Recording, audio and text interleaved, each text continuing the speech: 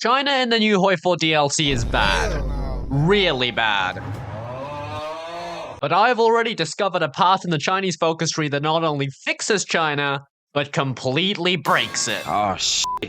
Here we go again. And if you thought I was exaggerating, well, think again. First of all, our army is literally on 29% strength, which basically makes them about as deadly as Boy Scouts. It only gets worse with national spirits because corruption is through the roof, the economy is in the toilet, and those Boy Scouts without guns, yeah, they are also debuffed in every single way possible. We're stuck on 2 research slots and it is impossible to get a third one for years. Oh yeah, and also our research speed is debuffed by 20%. And of course, we're about to get our butt kicked by Japan. But I have a secret weapon up my sleeve. Step 1, Dangguo. Build mills in Shanghai, research better guns, and get industry. 6 mills on guns, 2 on artillery, and why are we still trying to build a navy?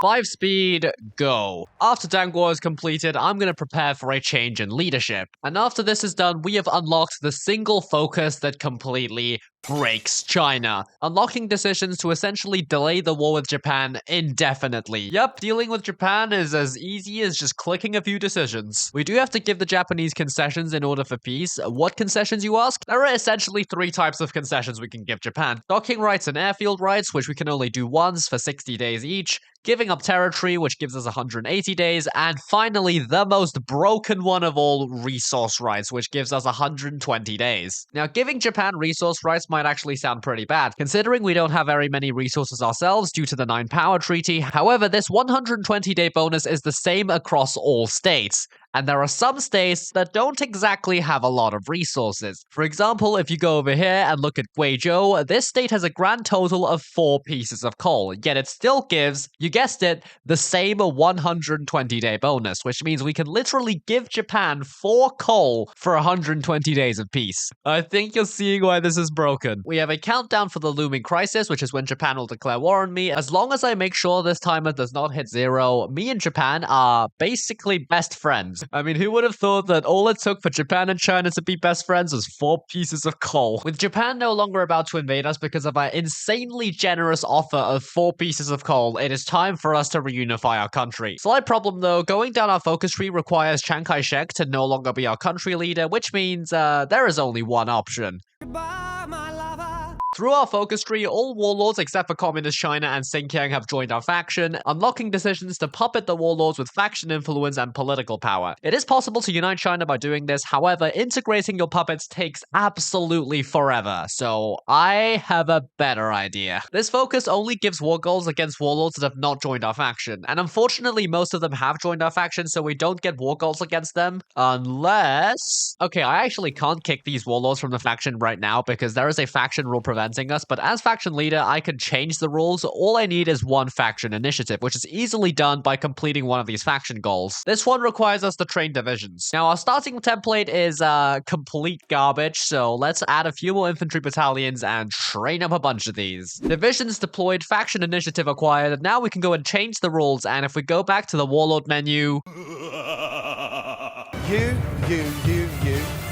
Get out! With all of the warlords kicked out of the faction, this focus once again gives us war goals on absolutely everyone. It is now April 1937, and at the top of the screen, it says that Japan is justifying a war goal on me, but they're actually not. They're basically just doing this focus here. Reinforce East Hebei garrisons, and this focus does not give them a war goal. All it does is remove 1 year from the looming crisis timer. So all we have to do is make sure this timer is above 365 days, and we are completely safe. Marco Polo Bridge incident, never heard of it. And in case this wasn't ridiculous enough, after we give Japan docking rights and airbase access, we can literally go to the diplomatic menu and cancel them instantly. Docking rights and airbase rights don't really do anything anyway, but if you want to have the satisfaction of completely scamming Japan, well, you can. Our focus is complete. Let the great reunification war begin. Shandong, you're first on the chopping block. And these wars are extremely easy because our divisions are now fully equipped, even though I had to delete a bunch of them, and the warlords, yeah, they still have no guns. 1 down, like 19 more to go, and of course, the best part of conquering the warlords, you get to take all of their industry. Look at that, 5 free factories just like that. And in case you didn't believe me, the date is now July 8th, 1937, past the historical date of the Marco Polo Bridge incident, and Japan is nowhere to be seen. Oh, and by the way, the resource right decision, yeah, it actually applies to all new territory that we gain. So every time I get a state with resources, I can basically just keep scamming Japan forever. It is possible for some of the warlords to form an alliance with Communist China, but with our superior artillery, it is no problem to fight them both at the same time. And actually, now that Communist China is about to surrender, I'm going to do the age-old Hoi4 trick of declaring war on a bunch of nations. They are all going to join Communist China's faction. Then they're all just going to surrender all at once. And there we go. Communist China, Northeastern Army, Sichuan, Yunnan, and Xinjiang have all surrendered. I don't know why the Ma cliques didn't join the faction, but it should be really easy to take care of them. And there we go. China unified in May 1938. After conquering all of the warlords' industries, we now also have 135 factories. We started with like 21, so we have sextupled, I believe, our factory count. China having more factories than Japan in 1938 is actually so illegal. We can now also offer Japan the worst deal in all of Hearts of Iron 4, even worse than this DLC. As you can see, this state that we just took has a grand total of one single piece of tungsten. And of course, we're able to trade this to Japan for 120 days. And now that we have a massive amount of industry and quite literally infinite time, it's literally as simple as building up a gargantuan army and then crushing Japan. We actually have so much equipment, I'm actually just going to exercise my entire army permanently because look at all of that mastery gain. Our doctrines are going to be busted. Alright, I think this is the last time that I scam Japan because we are now more than ready to go and reclaim Manchuria. Our army modifier could still be a lot better, but we have fixed our division attack, which is the most important thing. Marco Polo Bridge incident. Only like 2 years behind schedule. Anyway, with our insane divisions and doctrine, crushing Japan is gonna be a piece of cake. Oh my god, this is so illegal. 500 soft attack for China in 1939. These Japanese divisions do not stand a chance. Look at that. We've already broken them. Let the war of resistance begin! We've basically taken control of the entire Manchurian supply network, and yeah, all of these Japanese divisions, they're basically just waiting to die. I hope you enjoyed your 4 pieces of coal whilst it lasted, because as soon as the war began, Japan lost all of its resource rights. So we literally delayed Japan for 2 years at the cost of absolutely nothing. This is so dumb. And Manchukuo surrenders. It's been, what, like 2 months since the war started? This is the quickest war of resistance ever. Yeah, I think Kwangtung Army, date of death, January 14, 1940.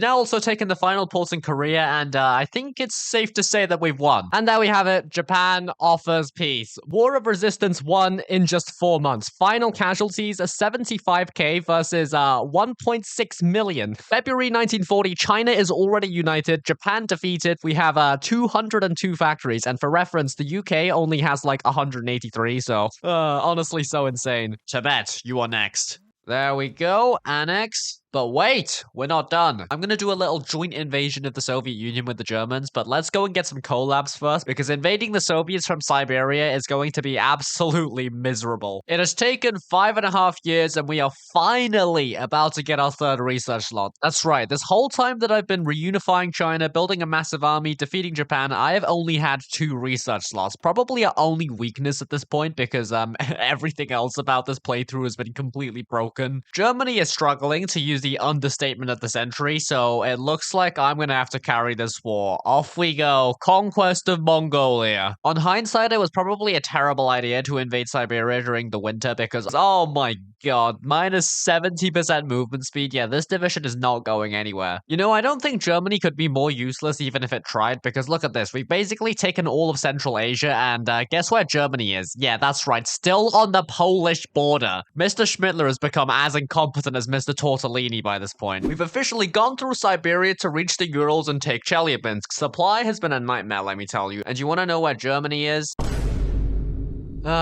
This is gonna take a while. One eternity later. Ladies and gentlemen, the Chinese army is at the gates of Moscow. We are literally about to take the Russian capital. I literally had to take both Moscow and Stalingrad, and Germany still somehow has more war score than me. What the hell? And there goes the peace deal. Take all of our historical territory, puppet everything else, and there we go. All of our historical territories in Siberia restored. But wait, we're not done. Let's ask for Hong Kong. France says yes, Portugal says yes, and UK says yes. There we go. 100% faction manifestation. All Chinese core states and historical states taken by May 1943. You know what we say? Read the art of the deal when you negotiate with Japan. You're goddamn right.